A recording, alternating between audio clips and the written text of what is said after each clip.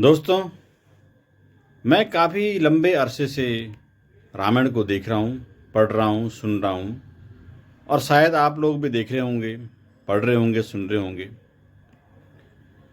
तो आपने कभी एक चीज़ को नोट किया कि रामायण में एक पात्र है कैकेयी का और मंथरा का। हमेशा इन दो पात्रों पर उंगली उठती है, समाज में तिरस्कार होता है। कैकेयी को कुलक्षणी और कुटिल कहा जाता है, कुलघातनी कहा जाता है। और जब प्रभु श्री राम जी वनवास को गए थे तो सारे अयोध्या वासियों ने माता कैकेयी को भला बुरा कहा था, स्वार्थी कहा था। भरत को भी बड़ा स्वार्थी कहा था। क्यों भाई? इसमें भरत की क्या गलती है या माँ कैकेयी की क्या गलती है? वो भी तो माँ है, जैसे सुमित्रा है, जैसे कौशल्या है। और पुराने ज़माने से ही आपने ये नोट किया होगा कि लोग अपनी लड़कियों का नाम कौशल्या या सुमित्रा रखते हैं। किसी ने अपनी लड़की का नाम कैकेयी या मंथरा कभी नहीं रखा। क्यों भाई? क्योंकि लोग समझते हैं कि कैकेयी कुलघातनी थी और मंथरा कुटिल थी, यानी चापलूस थी। इसलिए दोनों का नाम कभी कोई रखता नहीं है। लेकिन एक चीज़ ये है कि क्या आपने, हमने या किसी और ने कभी सोचा है कि इसके पीछे क्या कारण था?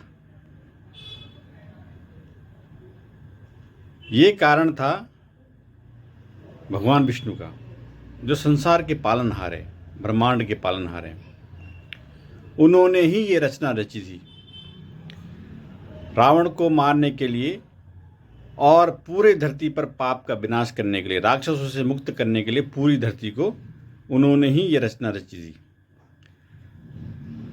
अब भगवान विष्णु तो डायरेक्ट रावण को मारने आ नहीं जाते कि भाई आजा, तू युद्ध में आजा, मैं तेरे को मार दूंगा। वो चाहते तो रावण को एक सेकंड में ही मार सकते थे, लेकिन उनके पास कोई सबूत नहीं था। वो अपने हाथों को गंदा नहीं करना चाहते थे भगवान विष्णु, रावण को मारकर, वो भी एक पंडित को मारकर। इसलिए उन्होंने सारी रचना की, प्रभु श्री राम को मनुष्य के रूप में अवतरित किया और उससे सारी रचना रची। अब देखिए, यहाँ पर एक क्वेश्चन है कि कैकेयी ही ने क्यों बोला था कि राम जी को वनवास दे दो? क्यों? कि जब आपको ये पता होगा कि जब देवासुर संग्राम हुआ था, तब कैकेयी ने राजा दशरथ से 2 वर मांगे थे, सभी जानते हैं।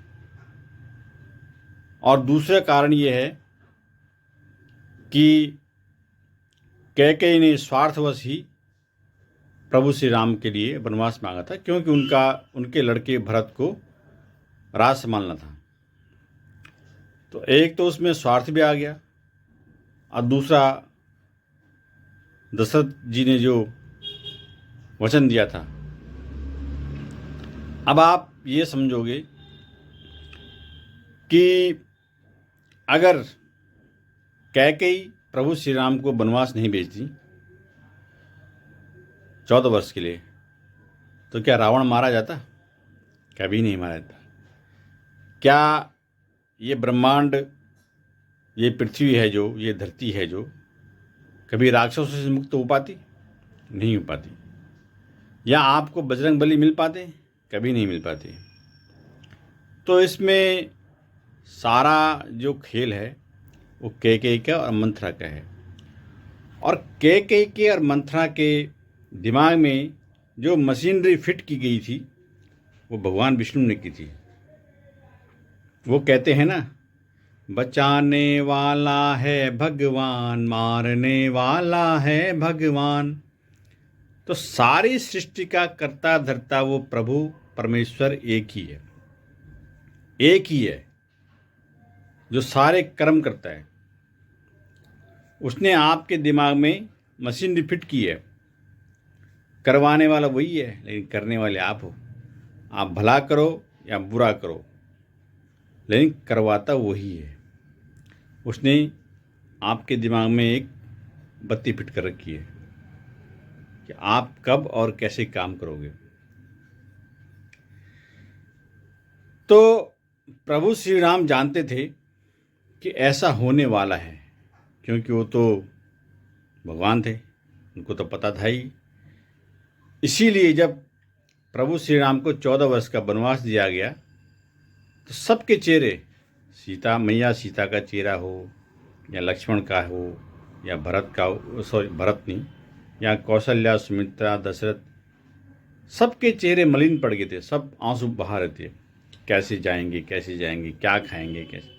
लेकिन आपने एक चीज़ नोट की होगी, प्रभु श्री राम के चेहरे पर मुस्कान थी। वो जानते थे कि यदि मैं 14 वर्ष के लिए वनवास नहीं गया तो मेरा इस धरती पर अवतार लेना ही बेकार है, क्योंकि रावण को मारने के लिए उस प्रभु श्री राम का अवतार लेना ही था, भगवान विष्णु का अवतार लेना था। धरती को पाप से मुक्त कराने के लिए प्रभु श्री राम का अवतार लेना ही था। तो इसी कारण से प्रभु श्री राम 14 वर्ष के लिए वनवास गए थे।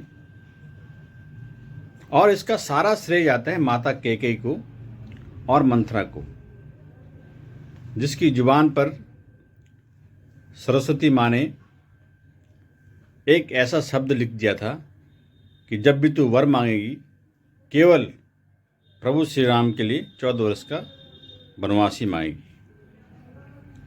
अब सोचो, अगर प्रभु श्री राम वनवास नहीं जाते तो क्या अहिल्या का तारण हो पाता? बड़े बड़े राक्षस थे, बड़े बड़े किन्नर गंधर्व जो राक्षस योनि में भटक रहे थे बेचारे। कईयों को प्रभु श्री राम ने मारा था, कईयों को हनुमान जी ने मारा था, किसी को लक्ष्मण ने मारा था। तो सभी का उद्धार हुआ था। तो इसीलिए भक्तजनों, मेरा कहने का ये मकसद था कि भविष्य में कभी भी कैकेयी का या मंथरा का जिक्र हो तो कैकेयी को भी वही सम्मान दे जो सुमित्रा और कौशल्या के लिए कहते हो, या मंथरा को भी वही सम्मान दे जो कैकेयी, कौशल्या और सुमित्रा को देते हो।